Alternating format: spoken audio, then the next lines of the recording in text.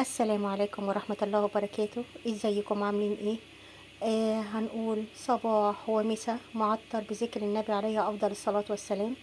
أول حاجة نترحم على كل أمواتنا أجمعين، ربنا يرحمهم ويغفر لهم ويسامحهم ويجعل مثواهم الجنة، ويتمنى الشفاء لكل إخواننا، لكل أخواتنا وإخواننا، جيران، أصحاب، إخوات. ربنا يتم شفاهم يا رب على ألف مليون خير يا رب، ويبارك في عمرهم ويخليهم لينا. واول حاجه، ايه رايكم في الجمال اللي انتوا شايفينه ده؟ انا عامله النهارده حاجتين، ممكن تسميه عشاء خفيف، غدا، سميه زي ما انت تسميه. ده طبق بطاطس الحار، هو يوناني، وصفه يونانيه، حاره للناس اللي بتحب الحاجه الحراقه. اللي ما بيحبش الحراق يبقى خلاص مش هيحط هريسه الشطه ولا هيحط شطه، هيعمله بالفلفل الرومي الحلو. انا عاملاه بالسبايسي عشان احنا بنحب هنا الحاجه الحراقه، بطريقه حلوه قوي، الخلطه تحفه، ومزيناه زي ما حضرتك شايفه بحبه البركه والسمسم. وبعد كده كان عندي قطعتين كبده بانيه مقليين. قلت بدال ما يبقوا موجودين عملت معاهم طبق رز، حطيتهم في طبق رز بالخلطه زي ما انت حضرتك شايفه كده. حكايه حاجه كده، تاخد العقل، حاجه كده. يا سلام يا سلام، الشكل والطعم عدى الخيال. ايه رأيكم في القمر ده؟ ايه رأيكم في الحركة الجميلة دي والشكل التحفة ده في مطبخ دودو؟ تابعيني، الوصفة سهلة قوي، بسيطة جدا، مش مكلفة. كلنا بنحب البطاطس بكل أشكالها وبكل أنواعها. البطاطس دي حرة، هي بتتاكل، يعني بتبقى، يعني هنقول مخلية أكتر ما هي كريسبي. هي لو هي سخنة بتبقى كريسبي، بس طبعا لما بتقعد بتبقى برضو بتبقى تحفة. والرز اللي بالخلطة اللي بقطع الكبدة تحفة. تابعيني شوفي الوصفة واحدة بواحدة. واللي لسه ما اشتركش عندي في القناة فضلا وليس أمرا يشترك، ويدعميني بأحلى كومنت وأحلى لايك. ولو في أي تعليق أو أي ملاحظات اكتبيها لي في الكومنت، إن شاء الله بيكم وليكم إن شاء الله القناة ترتقي لأفضل وأفضل وأفضل. واللي عايزني أجرب معاهم أي وصفة أو أي أكلة معينة يكتب لي في الكومنتات، وإن شاء الله نجربها ونعملها مع بعض.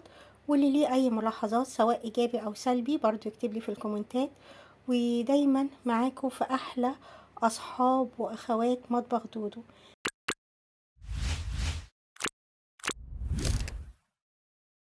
معايا النهاردة حوالي كيلو ونص بطاطس، هنعمل معانا أحلى وصفة بطاطس حرة.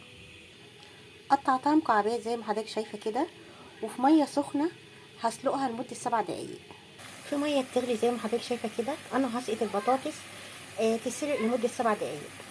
زي ما حضرتك شايفة كده أنا نزلت بالبطاطس، هسيبها تتسلق 7 دقايق مش أكتر، مش عايزاها تبقى مهرية. وبعد كده شوفوا هنعمل معاها ايه.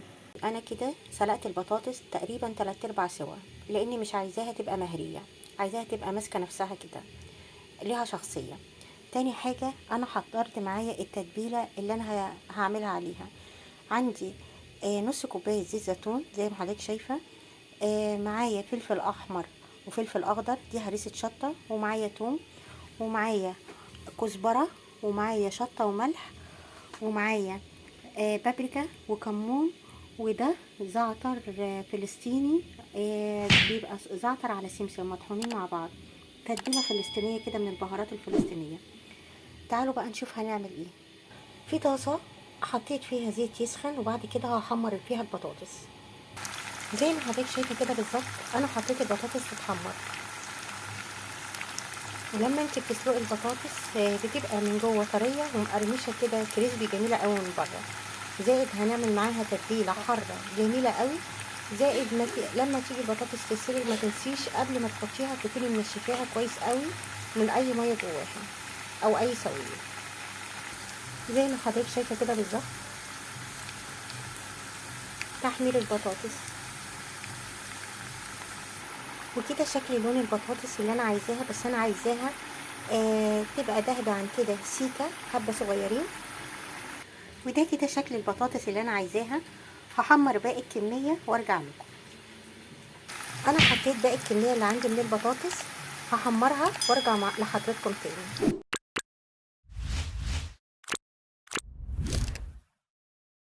حبيبتي وكده شكل البطاطس بعد ما حمرت كل الكميه، ومحضره نص كوبايه كزبره خضراء، وطبعا البهارات اللي احنا كنا قايلين عليها، وانا قليت كام قرن فلفل كده جمالي. البطاطس دي حبيبتي وصفه يونانيه، وان شاء الله هنعمل مع بعض وصفات مجربه من كل مكان. انتظروني في حركه حكايه بتخلي البطاطس تحفه. هنجيب طاسه، هنحط فيها نص كوبايه زيت الزيتون،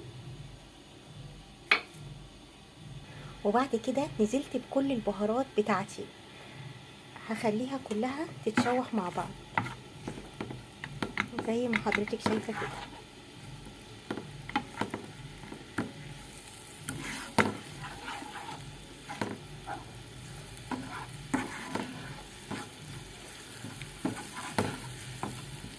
وهتاكلي معايا احلى بطاطس يا يونانيه حكايه من مطبخ دودو. ولو وصلتي للمقطع ده ادعميني باللايك والشير واحلى كومنت منك يا قمرايه. زي ما انت شايفه الجمال ده، وريحه البهارات لما بتتحمص مع كوبايه، نص كوبايه زيت الزيتون، ريحتها حكايه.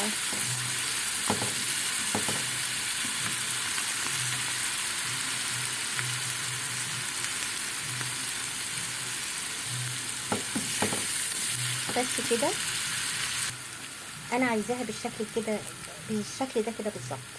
وبعد كده طفيت عليها النار، وتعالوا نشوف احلى تركه من مطبخ دودو.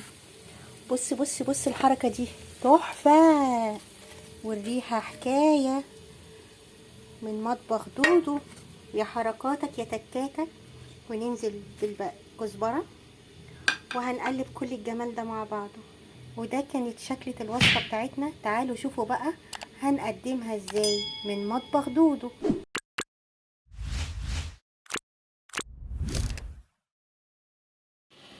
عندي حلة نزلت فيها ببصلة مكعبات او كارو ومعلقة توم، هشوحهم مع بعض. البصلة والثوم لما اتشوحوا كده مع بعض، نزلت عليهم بكل البهارات دي كل البهارات اللي انت حبيها، ملح وفلفل وكمون وشطة وكاري وكركم وقرفة وبشرة جوز الطيب وعود قرفة وحبهان مطحون. ريحة التوابل تتشوح مع الثوم والبصلة، وبعد كده هنزل عليها بالرز. كده التوابل بتاعتي ريحتها طلعت مع الثوم والبصلة. هنزل عليهم ب3 كوبايات ميه يغلوا، وبعد كده اسقط الرز. زي ما حضرتك شايفه كده انا نزلت بمعيار 3 كوبايات رز. حضرتك بتعملي المعيار على حسب الكميه اللي انت عاملاها. انا عامله رز مصري هعمله، كنت عندي كبده بالرده، كان فايض عندي كام قطعه كده، هعمل رز بالكبده حكايه. خليكي معايا. الميه كده هتغليت عندي زي ما حضرتك شايفه، هنزل عليها بالرز. انا نزلت على الميه بالرز، نزلت بالرز على الميه زي ما حضرتك شايفه كده. وهسويه عادي خالص. لما يغلي هوطي عليه، وتسويه الرز المصري العادي خالص. الرز عندي اتشرب زي ما حضرتك شايفه. هنزل عليه بالكبده اللي هي بالرده اللي انا كنت قلياها ومقطعاها مكعبات صغيره قوي، وبعد كده هقلبها مع بعض. قلبت الكبده مع الرز، وهسيب الرز يستوي على نار هاديه.